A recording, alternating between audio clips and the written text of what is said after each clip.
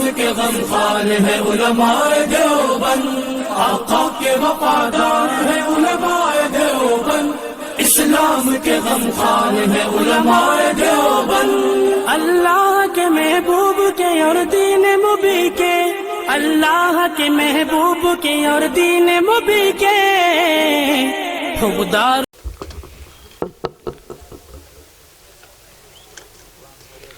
الحمد للہ کفا وسلام علی عباده الذین اصطفى اما بعد فاعوذ باللہ من الشیطان الرجیم بسم اللہ الرحمن الرحیم انا نحن نزلنا الذکر وانا له لحافظون صدق اللہ العظیم۔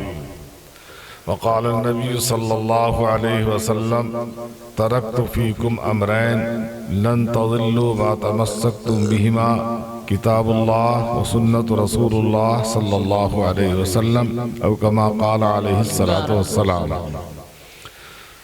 محترم سامعین اور معزز علماء کرام، آپ کا یہ پروگرام عشاء کے بعد شروع ہو گیا تھا اور اس پروگرام کے اندر بہت ساری دینی باتیں آپ کے سامنے آ چکی، مدرسے سے متعلق بھی باتیں آ چکی ہیں تقریباً۔ اللہ تعالی ہمیں ان باتوں پر عمل کی توفیق عطا فرمائے۔ مولانا محمد نواز صاحب نے جو مدرسہ قائم کیا، جو مکتب قائم کیا اور جو اس کے اندر جد و جہد کی، طلباء نے اس کے اندر پڑھا اور انہوں نے پڑھایا، سب پڑھنے والے اور پڑھانے والے سب قابل مبارکباد ہیں۔ میں نے قرآن حکیم کی ایک آیت پڑھی اور حضور اکرم صلی اللہ علیہ وسلم کی ایک حدیث۔ بات تو اصل میں یہ ہے کہ وقت بہت زیادہ ہو چکا، اب آگے کچھ کہنے سننے کا زیادہ موقع نہیں رہا، اور اس سے پہلے دین کی باتیں بہت ساری ہو بھی چکی ہیں۔ مجھے چند ایک باتیں آپ لوگوں سے کہنی ہیں، اللہ تعالی ہمیں ان باتوں پر عمل کی توفیق عطا فرمائے۔ جو حدیث ہے، اس حدیث کے اندر ہمیں اس بات کا سبق دیا گیا ہے۔ اللہ کے نبی صلی اللہ علیہ وسلم نے ارشاد فرمایا کہ میں اس دنیا سے جا رہا ہوں اور میں تمہیں دو چیزیں دے کر جا رہا ہوں، اور پوری امت کے لیے قیامت تک کے لیے تمہیں دو چیزیں دے کر جا رہا ہوں۔ اگر تم نے ان دونوں چیزوں کو صحیح طریقے سے اپنا لیا تو کبھی تم گمراہ نہیں ہوگے، کبھی تم پریشان نہیں ہوگے، بلکہ بعض محدثین نے تو ترجمہ یہ بھی کیا ہے کبھی تم پر عذاب اور پریشانی ہی نہیں آئے گی۔ وہ دو چیزیں کیا ہیں؟ ایک اللہ کی کتاب اور ایک آپ صلی اللہ علیہ وسلم کی حدیث۔ بات یہ ہے کہ ہم نے دونوں کو ہی سرے سے ختم کر دیا، ہمارے سماج سے، ہمارے گھروں سے، ہمارے ملک سے، بلکہ اگر ایک اعتبار سے دیکھا جائے تو پوری دنیا سے، پورے عالم سے ہم نے ان چیزوں کو رخصت کر دیا، جس کا نتیجہ ہمارے سامنے ہے۔ آج ہم صرف اپنے ملک میں رسوا اور ذلیل نہیں، بلکہ پورے عالم کے اندر ہم رسوا اور ذلیل ہیں ان چیزوں کو چھوڑنے کی وجہ سے۔ اگر ہمیں عزت چاہیے، سکون چاہیے اور پھر وہی چیز چاہیے جو ہمارے پاس پہلے تھی، تو ہمیں دوبارہ سے اسی قرآن حکیم کے دامن کو پکڑنا ہوگا۔ لیکن اس کے لیے ساتھ ساتھ یہ بھی میں آپ کو بتاتا چلوں، کام میں عمدگی اور بہترائی جب آئے گی جب وہ شریعت کے مطابق ہو۔ اگر شریعت سے ذرا بھی ہٹے گا وہ کام تو اس کے اندر خیر اور برکت نہیں ہوگی۔ میں آپ کو ایک مرتبہ بتلاؤں کہ میں حضرت شاہ ابرار الحق صاحب نور اللہ ورقدہ کے یہاں گیا۔ حضرت نے کہا کہ دین کی گاڑی کیا بلکہ دنیا کی کوئی بھی گاڑی دو پہیوں سے کم نہیں۔ دین کی گاڑی کے اندر بھی ایک پہیہ ہے اچھائی کا اور ایک ہے برائی کا۔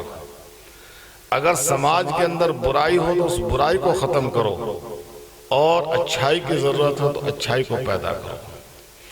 دیکھیے ایک مسئلہ آج ہمارے یہاں اتنا عام ہو چکا کہ اس کی برائی کا احساس ہمارے یہاں سے ختم ہو چکا۔ فوٹوگرافری جو ہے ایک ایسی چیز ہے جس کے لیے حضور اکرم صلی اللہ علیہ وسلم نے منع فرمایا ہے.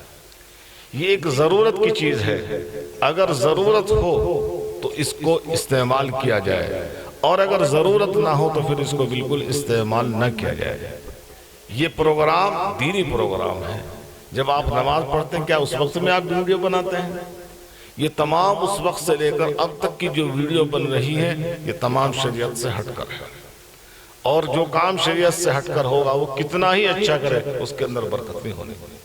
برکت اس وقت میں ہوگی جب شریعت کے مطابق ہوگا کام. اگر شریعت کے سے ہٹ کر ہوگا تو اس کام کے اندر کوئی برکت نہیں ہوگی. تو جہاں یہ ضروری ہے کہ دینی باتیں ہوں، وہاں یہ بھی ضروری ہے کہ وہاں اگر کوئی برائی ہو رہی ہو تو اس برائی کو ختم کیا جائے، اس کو دور کیا جائے. یہ ایک ضرورت کی چیز ہے. اگر ضرورت ہو تو اس کو استعمال کیا جائے، اور اگر ضرورت نہ ہو تو پھر اس کو استعمال نہ کیا جائے. آج یہ دیکھیے کہ ہر جگہ نیٹ پہنچتا ہے. اس نیٹ کے پہنچنے کا نتیجہ یہ ہے، اس کی خرابی یہ ہے کہ اگر آج مسجد کے اندر بھی انسان تو وہاں بھی برائی کر رہا ہے، خانہ کعبے کے اندر ہے تو وہاں بھی برائی کر رہا ہے. کر رہا نہیں کر رہا ہے؟ تو سمجھئے اس چیز سے ہم لوگوں کو دور رہنا چاہیے. اس نے اتنی تباہی مچائی ہے اور مچا رہا ہے کہ ہمارے دین کو، ایمان کو، ہماری عفت کو، پاک دامنی کو، سب کو خراب کر دیا.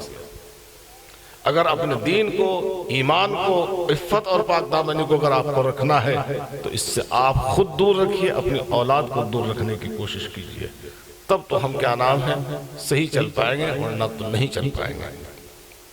حضور اکرم صلی اللہ علیہ وسلم نے ارشاد فرمایا کہ اللہ نے دنیا کے اندر امن کی دو چیزیں بھیجی. ایک میری ذات، لیکن میں ہمیشہ رہنے والا نہیں. جب تک میری ذات ہے دنیا میں امن ہے، کوئی عذاب نہیں.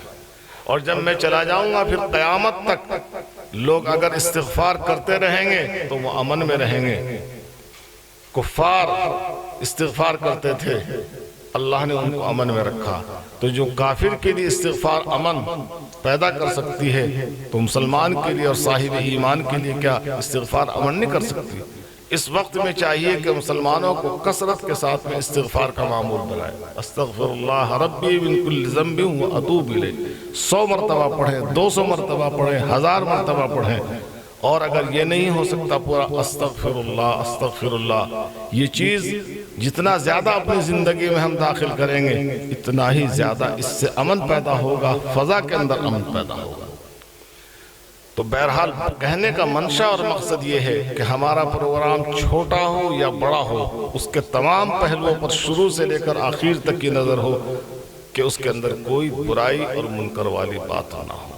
جو لوگ پروگرام میں آئے وہ اطمینان اور سکون کے ساتھ میں بیٹھے، شرعی لباس پہن کر آئے، ٹوپی لگا کر آئے، نماز پڑھ کر آئے. اور پھر صبح کو جو لوگ یہاں بیٹھے ہیں ان کو نماز فجر جماعت کے ساتھ میں ادا کرنی چاہیے، ورنہ اس پروگرام میں بیٹھنے سے اور اٹھنے سے کوئی فائدہ نہیں اور نقصان ہے. جی تو میں نے جو دو چیزیں پڑھی، ایک آپ صلی اللہ علیہ وسلم کی حدیث اور ایک آیت. تو قرآن حکیم کے بارے میں یہ بات ہے کہ اللہ کے نبی یہ فرما رہے ہیں کہ میں دو چیزیں چھوڑ کر جا رہا ہوں، ایک اللہ کی کتاب اور ایک رسول اللہ صلی اللہ علیہ وسلم کی حدیث. تو ہم نے کتاب کو کتنا چھوڑا ہے؟ جب یہ قرآن حکیم نازل ہوا اس وقت میں حضور اکرم صلی اللہ علیہ وسلم وہ آیتیں لے کر مکے کے اندر پہنچے. مکے کے اندر جہالت کا یہ عالم تھا. غالباً 5 یا 7 آدمی تاریخ کے اندر ملتے ہیں کہ جو پڑھنا جانتے تھے اور لکھنا جانتے تھے. اس سے زیادہ کچھ 17 یا 18 آدمی صرف پڑھنا جانتے تھے، ورنہ جہالت ہی جہالت تھی. اور حضور اکرم صلی اللہ علیہ وسلم وہ آیتیں لے کر آئے، اقرأ بسم ربک الذی خلق خلق الانسان.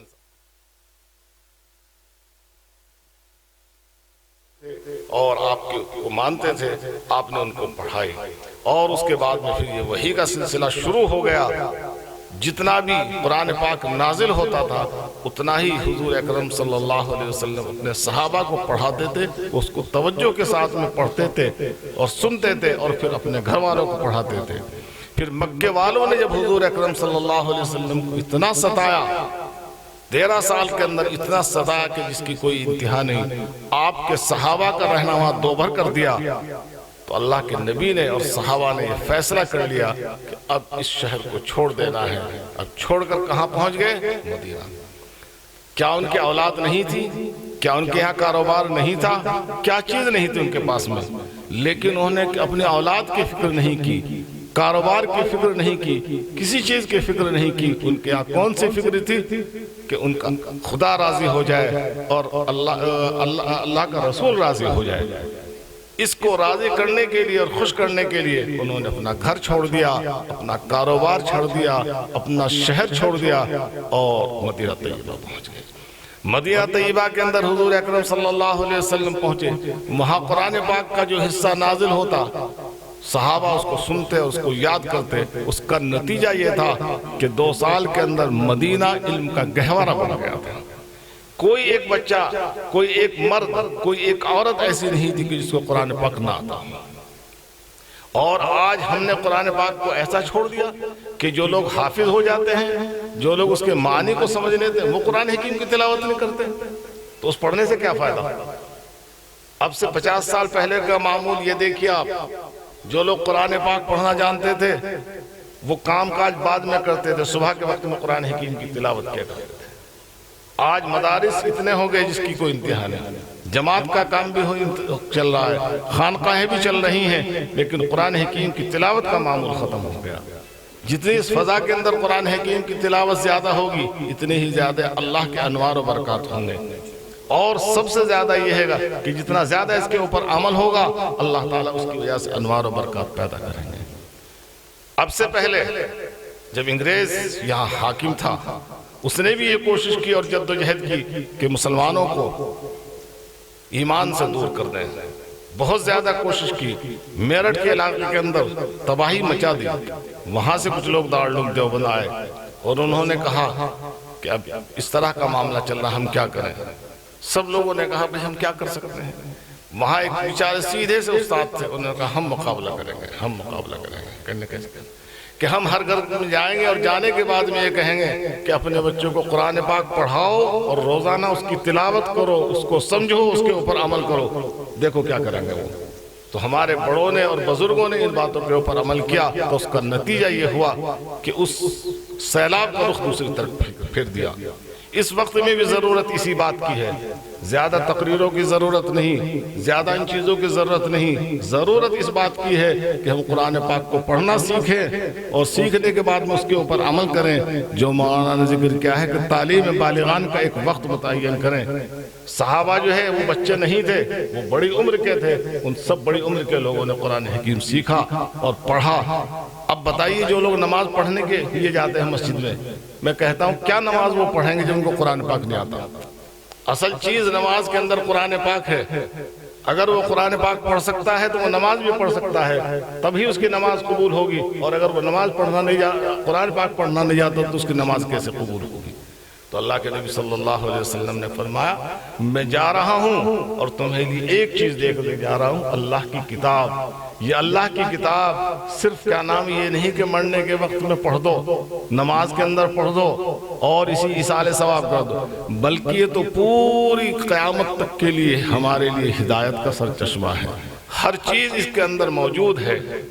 اللہ نے تو اس کی حفاظت اس طریقے سے کی ہے، الفاظ کی حفاظت کے لیے حافظ ہو گئے، معنی کی حفاظت کے لیے علماء کرام ہو گئے، اس کی آواز کو اونچا کرنا نیچا کرنا ہے اس کے لیے قرہ ہو گئے، اور بہت ساری چیزیں ہیں اس کے لیے اللہ نے الگ الگ جماعت پیدا کر۔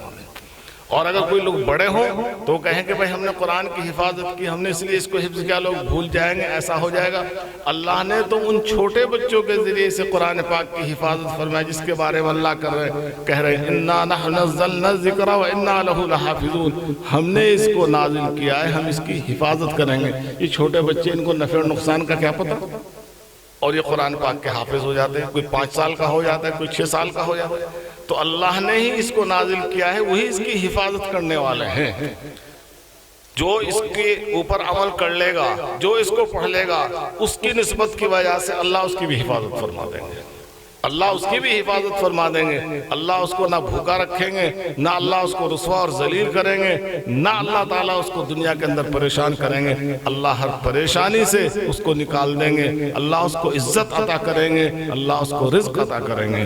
تو کہنے کا منشا اور مقصد یہ ہے کہ ہمارے جو یہ مکاتب ہیں یہ کوئی معمولی چیز نہیں، یہ بہت بڑی چیز ہیں جن کے بارے میں حضور اکرم صلی اللہ علیہ وسلم کا فرمان ہے کہ مجھے اس کائنات کے اندر آسمان زمین سب چیزوں کو اللہ نے پیدا کیا نہیں کیا، سب چیز کو اللہ نے پیدا کیا، ان میں کوئی چیز مجھے اتنی محبوب اور پسندیدہ نہیں جتنا مجھے پسند کون ہے؟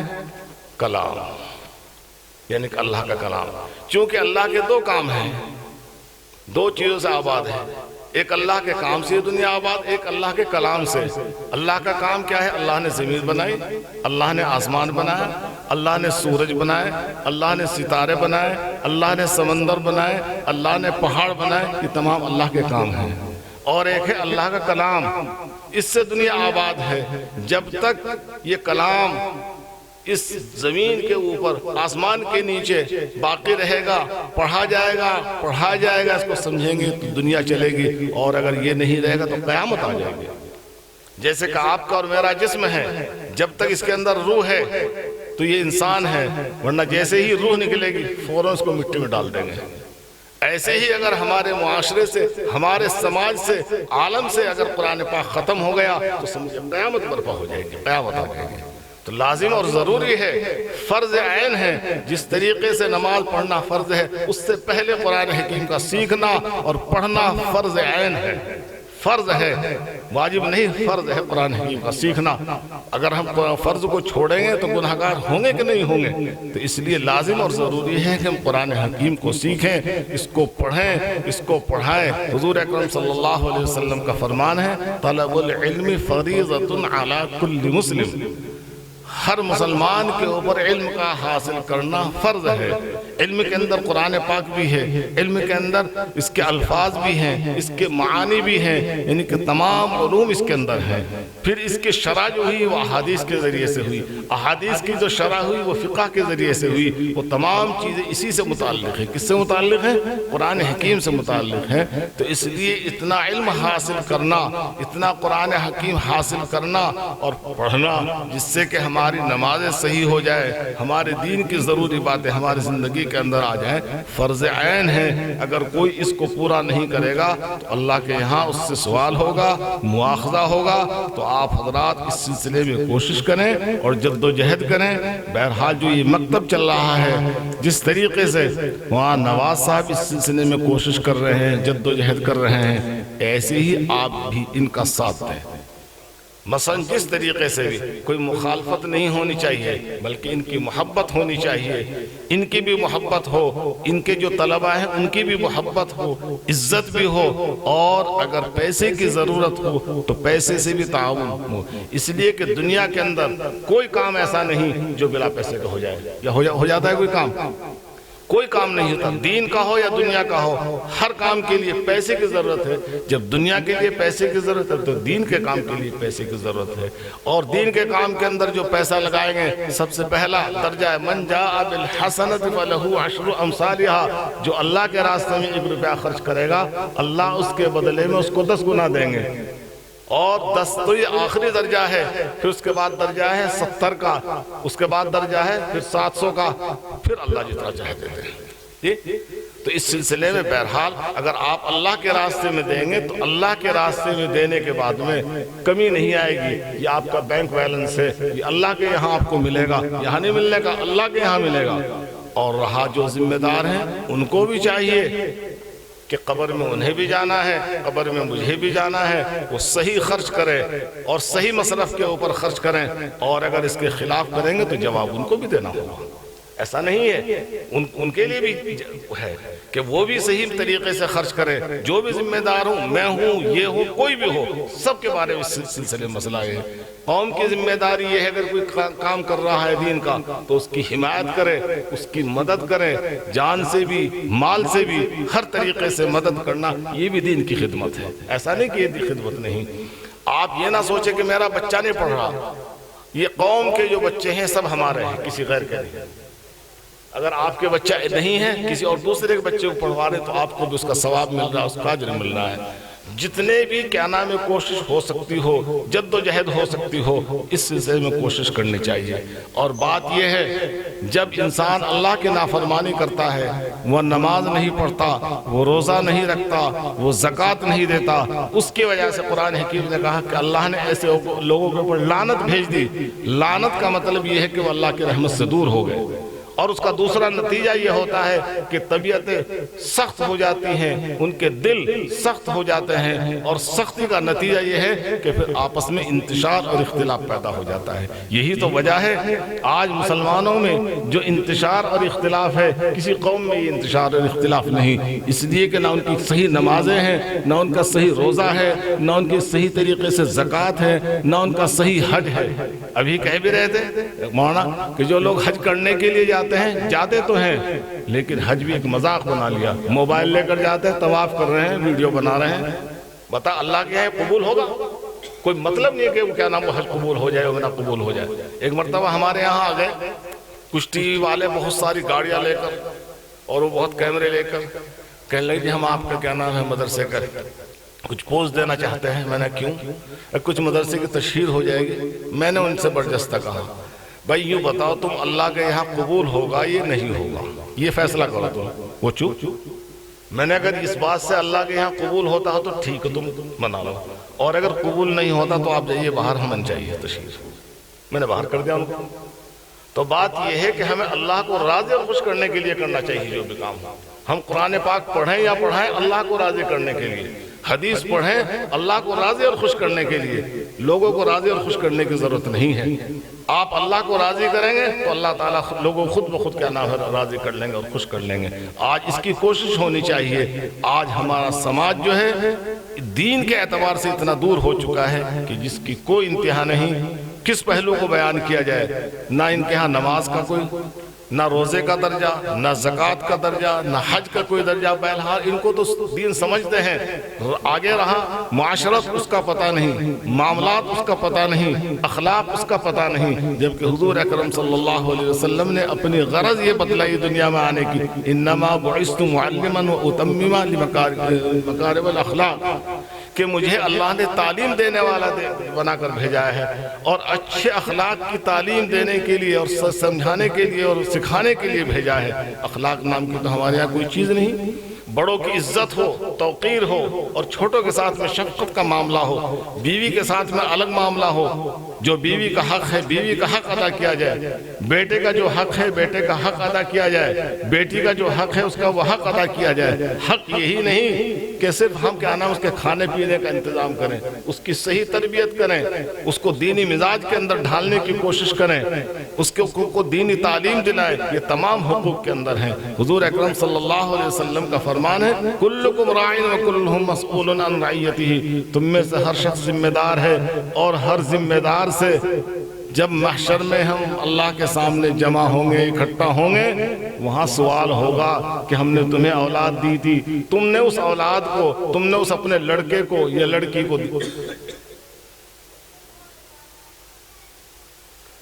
اس کو پابند بنایا دین کا یا نہیں بنایا؟ اگر بنایا ہوگا تو ٹھیک و ثواب ملے گا، اور اگر نہیں بنایا ہوگا پھر اس کے اوپر گناہ بھی ہوگا، وہاں بھی بات پرس ہوگی۔ صرف یہی نہیں، آپ لوگوں کا ہم سب کا تو یقین ہے یقین نہیں کہ موت پر حق ہے، موت آئے گی، ہمیشہ کوئی نہیں رہے، اور جب موت آ جائے گی، موت آنے کے بعد میں پھر ایک وقت آئے گا وہاں اللہ کے سامنے بھی ہم حاضر ہوں گے۔ اور وہ حافظ جو اس وقت میں جن کو پگڑی باندھی گئی، اللہ تعالیٰ ان کو صحیح عمل کی توفیق عطا فرمائے، اللہ ان کو دیندار بنائے۔ اس وقت پتہ لگے گا جب پگڑی باندھی جائے گی اصل تاج، آج تو یہ ویسی عارضی ہے، جب حضرت آدم علیہ السلام سے لے کر قیامت تک جتنے انسان ہیں وہاں گناہگار بھی ہوں گے، مومن بھی ہوں گے، مرد بھی ہوں گے، عورت بھی ہوں گے، مسلمان بھی ہوں گے، یہودی بھی ہوں گے، سب ہوں گے، پتہ نہیں کتنے ارب و خرب ہوں گے۔ سب کے سامنے ان کے سر پہ بھی تاج رکھا جائے گا اور ان کے ماں باپ کے سر پہ بھی تاج رکھا جائے گا۔ یہ ہوگا اس وقت میں اعجاز۔ اب تو یہاں 50-100 آدمی بیٹھے، اس میں کیا فائدہ لگا؟ اس وقت میں لگے گا کیا نام عزت کا پتہ اور بے عزتی کا پتہ۔ یہ درجہ ہے کیا نام حافظ کا۔ اور دوسرا درجہ یہ ہے حافظ کا، جو حافظ صحیح ہو جس کا عمل صحیح ہو اور وہ قرآن پاک کو پڑھتا ہو، اس کو اس سے محبت ہو، اس کا نتیجہ یہ ہوگا کہ اللہ جل شانہ اس کو میدان محشر میں اجازت دیں گے کہ 10 آدمیوں کو تم سفارش کر دو۔ وہ آدمی جن کے لیے جہنم کا پروانہ لکھا جا چکا ہوگا کہ جس کے اوپر بھی تم ہاتھ رکھ دو گے لیکن کفر اور شرک تو نہیں برداشت کیا جائے گا، جس کے بارے میں کہ اس کو ان کو بھیج دو، سب کو اللہ جنت میں بھیج دیں گے۔ بتاؤ کتنا بڑا درجہ ہے؟ یہ کچھ معمولی درجہ ہے؟ آپ اس کو معمولی درجہ سمجھتے ہیں؟ یہ بہت بڑا درجہ ہے۔ تو حافظ قرآن کا تو اللہ نے وہ درجہ دیا ہے، وہ درجہ کسی کا بھی نہیں ہو سکتا ہے۔ اور وہی نہیں، دنیا کے اندر بھی یہی درجہ ہے۔ جو سب سے عمدہ قرآن پاک پڑھتا ہو، نماز کے اندر سب سے پہلے اسی کو پڑھا جائے، چاہے کوئی مفتی ہو، مولوی ہو، حافظ ہو، کچھ بھی ہو، کسی کو نہیں ہے، سب سے پہلے کس کو پڑھا جاتا ہے؟ جو قرآن پاک عمدہ پڑھنے والا ہو۔ اور بہرحال امام تو اسی آدمی کو بنایا جاتا ہے جو اچھا ہے۔ جو دنیا میں امام ہے تو اللہ اس کو آخرت کے اندر کیا مقام اور کیا درجہ دیں گے۔ تو ان کی فضیلتوں کا، ان سب چیزوں کا پتہ ہے تو ایک چھوٹا سا نمونہ ہے۔ اصل راز کھلے گا جا کر میدان محشر میں کہ کس کا کیا درجہ ہے، اور اچھائیوں اور برائیوں کا پتہ بھی وہیں چلے گا۔ یہاں تو ظاہر کے اعتبار سے بھائی میں نے بھی یہ مولویوں والے کپڑے پہن لیے، انہوں نے پہن لیے، لیکن اندر کیا بھرا ہوا ہے کہ کچھ اندر نیکی ہے، پخانہ بھرا ہوا، یہ اللہ جانتا ہے۔ حضرت خان نور اللہ مرقدہ کے یہاں ایک شخص گئے بیعت ہونے کے لیے، تو حضرت نے بیعت کرنے کے بعد میں نے کہا کہ 3 باتیں کر لینا بس اختیار۔ ایک تو فرائض کا اہتمام۔ کس کا اہتمام؟ فرائض کا اہتمام۔ آج فرائض کا اہتمام ہے ہی نہیں ہمارے یہاں۔ فرائض کے اہتمام میں نماز، روزہ، حج، زکوٰۃ، معاملات، معاشرت سب آ گئے کہ فرائض کا اہتمام صحیح رکھنا۔ دوسرے، روزانہ قرآن حکیم کی تلاوت کرنا۔ تلاوت تو جب کریں جب ہم قرآن پاک پڑھیں۔ اور تیسری بات آپ نے یہ ارشاد فرمائی کہ رزق حلال کا اہتمام۔ کیا ہے؟ رزق حلال کا اہتمام۔ آج رزق حلال کا اہتمام کہاں؟ آج تو پیسہ چاہیے، کیسا یہ نہیں دیکھا جا رہا۔ سود کا ہو، کیسا ہی ہو، گرا ہو، پڑا ہو، چوری ہو، ڈکیتی ہو، کوئی مجلس میں سید بتا دے گا کہ میرا رزق حلال ہے؟ بتاؤ، آج صورتحال یہ ہے۔ جبکہ رزق حلال ہوگا تبھی کیا نام ہے اللہ تعالیٰ نماز کی اس کو صحیح توفیق دیں گے، تبھی وہ نماز بھی اس کی قبول ہوگی، روزہ بھی اس کا قبول ہوگا، تلاوت بھی اس کی قبول ہوگی۔ اگر رزق حرام ہوگا تو کچھ قبول نہیں ہوگا۔ تو اس لیے ضرورت ہے اس بات کی کہ ہم نمازوں کا بھی صحیح اہتمام کریں، فرائض کا اہتمام ہو، روزانہ قرآن حکیم کی تلاوت ہو۔ جو حافظ ہیں ان کو چاہیے کہ کم سے کم روزانہ 3 پارے پڑھیں۔ کیوں بھائی پڑھو گے؟ اللہ تعالیٰ ہم سب لوگوں کو، جتنے بھی حافظ ہیں، بڑے ہوں یا چھوٹے ہوں، سب کو اللہ تعالیٰ قرآن حکیم کی روزانہ تلاوت کی توفیق عطا فرمائے، اور اللہ ہمیں رزق حلال کی توفیق عطا فرمائے۔ مرغ مسلم کھانا کوئی ضروری نہیں ہے، سوکھی روٹی کھا لو اس میں فائدہ ہے۔ مرغ مسلم میں کوئی فائدہ نہیں جس کی وجہ سے ہمیں جہنم میں جانا پڑے۔ یہ آگ جو ہے جس میں جہنم کا ایندھن بنے، اس سے کوئی فائدہ نہیں۔ ہمیں کیا نام ہے وہ رزق ملے جو ہمیں کیا نام ہے قبر میں جا کر اس سے چین اور سکون ملے، اس سے فائدہ ہوگا، اس سے فائدہ نہیں ہوگا۔ تو بہرحال کہنے کا منشا اور مقصد یہ ہے کہ جو ہمارے مکاتب ہیں یہ اصل روح ہے، کہیں کہ دین کی۔ یہاں دین کی باتیں پڑھائی جاتی ہیں، یہاں سکھائی جاتی ہیں۔ ایک اعتبار سے سمجھیے بچوں کو اور بچیوں کو دین کے سانچے کے اندر ڈھالا جاتا ہے۔ یہ کتنا بڑا کام ہے۔ کسی پتھر کو تراش دیں آپ، بس وہ ہمیشہ ایک طرح ہے، لیکن بچوں کو ڈھالنا کتنا مشکل کام ہے۔ حکومت تعلیم کے اوپر کتنا خرچ کرتی ہے، اتنا کسی چیز کے اوپر خرچ نہیں کرتی، اسی لیے ایک مشکل کام ہے۔ اور ہمارا معاملہ یہ ہے کہ ائمہ کی تنخواہ ہم اتنی دیتے ہیں، اس کی کوئی انتہا نہیں۔ 5,000 روپے کس کا گزر ہو جائے گا، اور مسجد بنا دیں گے 1 کروڑ کی۔ میں نے بعض لوگوں سے پوچھا یہ جو تم نے مٹی میں پیسے لگائے ہیں اس کا کیا فائدہ ہے؟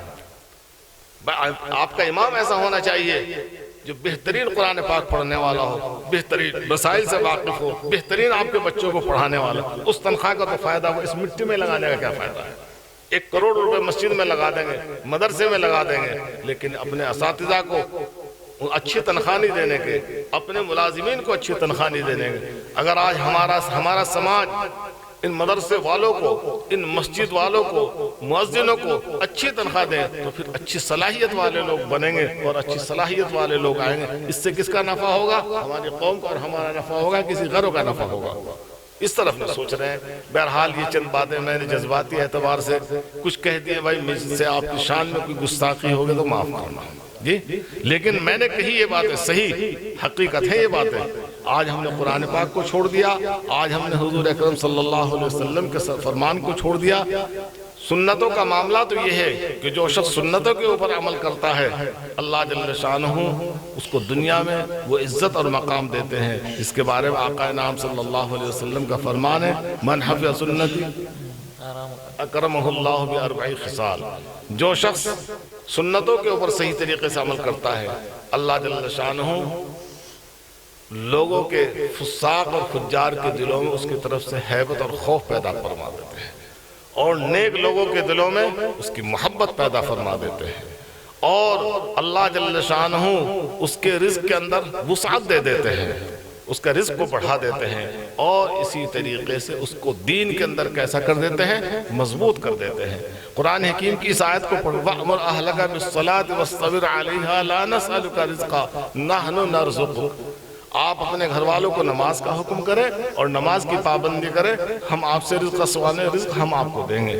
جو نماز صحیح پڑھے گا اللہ اس کو بھوکا نہیں رکھیں گے، اللہ اس کو خوب فراوانی کے ساتھ رزق دیں گے۔ تو پروردگار عالم ہمیں ان باتوں پر عمل کی توفیق عطا فرمائے۔ جو ہمارے استاد ہیں، جو ہمارے بچے ہیں، اللہ ان سب کو جو انہوں نے علم حاصل کیا ہے، ہم سب کو اللہ ان باتوں پر عمل کی توفیق عطا فرمائے۔ اس لیے کہ دیکھو زبان کا غازی نہیں ہونا چاہیے، انسان کو عمل کا غازی ہونا چاہیے۔ ایک دعوت ہوتی ہے قولی، ایک دعوت ہوتی ہے فعلی، فعلی دعوت زیادہ مؤثر ہے۔ وہ لوگ جو نماز پڑھنے والے ہیں، خاص طور سے اساتذہ اور طلبہ، ان کو چاہیے کہ وہ تکبیر اولیٰ کے ساتھ میں نماز پڑھیں۔ وہ نماز مانی جاتی ہے جو تکبیر اولیٰ کے ساتھ میں، آگے پیچھے پڑھے وہ نماز نہیں۔ نماز وہ ہے جو تکبیر اولیٰ کے ساتھ میں ہو۔ تو جو ہمارے حافظ ہوئے یا ہونے والے ہیں ان کو چاہیے کہ وہ نمازوں کی پابندی کریں۔ جو ہماری بچیاں قرآن شریف پڑھ چکی ہیں ان کی بھی ذمہ داری ہے کہ وہ نماز پڑھیں، اپنی ماں اور بہنوں کو بھی دعوت دیتا قرآن کی اور کیا نام ہے نماز کی۔ اس سے ہمارا سماج کے اندر اچھائی پیدا ہوگی اور خیر و برکت پیدا ہوگی۔ اللہ تعالیٰ اس سے شر اور فتنے کو دور فرمائیں گے۔ اس پروردگار عالم ہمیں ان باتوں پر عمل کی توفیق عطا فرمائے۔ اب دعا کر لیجئے بھائی۔ اللہم محمد وعلا آل سیدنا مولانا محمد وبارک وسلم۔ ربنا آتنا فی الدنیا حسنة وفی الآخرة حسنة وقنا عذاب النار۔ ربنا ظلمنا انفسنا وان لم تغفر لنا وترحمنا لنكونن من الخاسرین۔ ربنا لا تزغ قلوبنا بعد إذ هديتنا وهب لنا من لدنك رحمة إنك أنت الوهاب۔ اے اللہ ہم سب کے تمام گناہوں کو معاف فرما یا ارحم الراحمین۔ ہم سر سے لے کر پیر تک گناہوں سے ڈوبے ہوئے ہیں، مولا ہمارے تمام گناہوں کو معاف فرما۔ اے اللہ ہمارے ہر طرح کے گناہوں کو معاف فرما۔ اے اللہ آپ تو غفور الرحیم ہیں، آپ تو مغفرت فرمانے والے ہیں، آپ تو رحم فرمانے والے ہیں۔ اے اللہ ہمارے اوپر رحم فرما دے، اے اللہ ہم سب کی مغفرت فرما دے۔ اے اللہ آج اس پروگرام کے اندر، اس جلسے کے اندر جو دینی باتیں ہوئی، جس حال میں ہوئی، جس طریقے سے ہوئی، اے اللہ تو ان کو قبول فرما۔ اے اللہ ان باتوں پر ہمیں عمل کی توفیق عطا فرما۔ الہ العالمین اس مکتب کو دن دو دن رات چوگنے ترقی عطا فرما۔ اے اللہ اس کے پڑھنے والوں میں، پڑھانے والوں میں اور کارکنان کے اندر اخلاص پیدا فرما، آپس کے اندر محبت اور پیار پیدا فرما، اختلاف اور انتشار کو دور فرما، حسد اور شر سے اے اللہ اس ادارے کی حفاظت فرما۔ اے اللہ اس میں کام کرنے والوں کی، پڑھنے والوں کی اور پڑھانے والوں کی ہر طریقے سے حفاظت فرما۔ اے اللہ جب تک ہم اس دنیا میں زندہ اسلام پر قائم و دائم فرما۔ اے اللہ ہم سبوں کو صراط مستقیم پر چلنے کی توفیق عطا فرما۔ اے اللہ ہم سبوں کو نیک اعمال کی توفیق عطا فرما۔ اے اللہ ہم میں سے جو بیمار ہوں یا ہمارے متعلقین جو بھی بیمار ہوں، اے اللہ تمام بیماروں کو شفا عطا فرما۔ اے اللہ ہم سبوں کو حلال رزق عطا فرما۔ اے اللہ حرام رزق سے ہم سب کی حفاظت فرما۔ الہ العالمین ہمارے کاروبار کے اندر برکت عطا فرما۔ اے اللہ ہمیں نیک اعمال کی توفیق عطا فرما، اے اللہ ہم سب کے سب گھر والوں کو نیک اعمال کی توفیق عطا فرما، بچوں کو، بڑوں کو، بوڑھوں کو، مردوں کو، عورتوں کو، الہ العالمین سب کو نیک اعمال کی توفیق عطا فرما۔ الہ العالمین آپ کی توفیق کے بغیر ہم کچھ نہیں کر سکتے۔ الہ العالمین آج دنیا کے اندر ضلالت اور گمراہی عروج پر ہے، الہ العالمین اس کو نیست و نابود فرما، اے اللہ اسلام کو غالب فرما، اے اللہ باطل طاقتوں کو مغلوب فرما، اے اللہ ہمارے ملک کے اندر ہمارے ہی اوپر ہماری یہ زمین تنگ ہوتی ہوئی جا رہی ہے، اے اللہ اہل ایمان کو اس زمین کے اوپر عزت اور سکون اور وقار کے ساتھ میں رہنے کی توفیق عطا فرما۔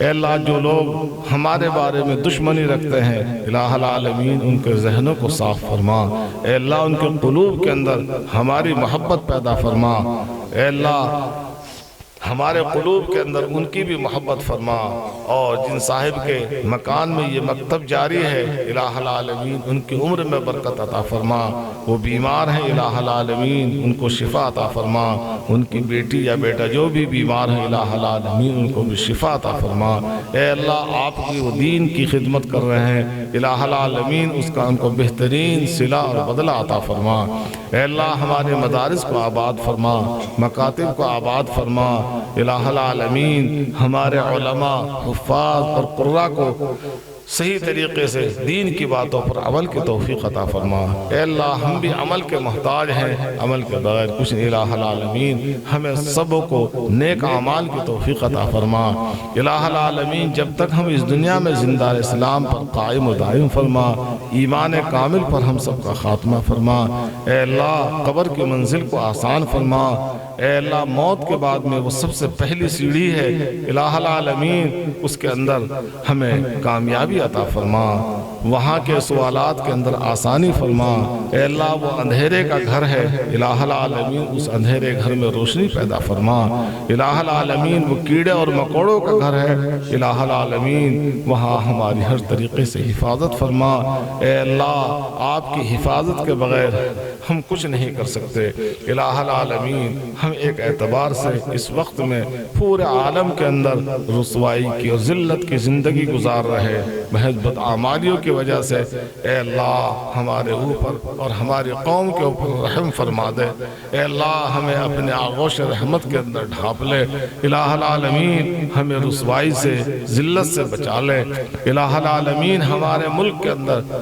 امن پیدا فرما، الہ العالمین شر اور فساد کو دور فرما، اے اللہ ہمارے ملک کو ہر طریقے سے ترقی عطا فرما، آپس کے اندر محبت اور پیار پیدا فرما، الہ العالمین جو ہمارے برادر وطن ہیں اے الہ العالمین ان کے قلوب کے اندر ہماری محبت پیدا فرما اور ہمارے دلوں کے اندر ان کی محبت پیدا فرما، آپسی انتشار اور اختلاف کو دور فرما، اے اللہ ہم سبوں کو اخلاق حسنہ اختیار کرنے کی توفیق عطا فرما، اخلاق رذیلہ سے اے اللہ ہم سب کی حفاظت فرما، اے اللہ حرمین شریفین کی حفاظت فرما، یہود اور نصارہ کے مکر سے اے اللہ ہماری حفاظت فرما، اے اللہ جو ہم نے عبادات کی ہیں جو دعائیں مانگی ہیں الہ العالمین ہماری جملہ عبادات اور دعاؤں کو قبول فرما، صلی اللہ تعالی علی خیر خلقہ محمد و آلہ و صحبہ اجمعین برحمتک یا ارحم الراحمین۔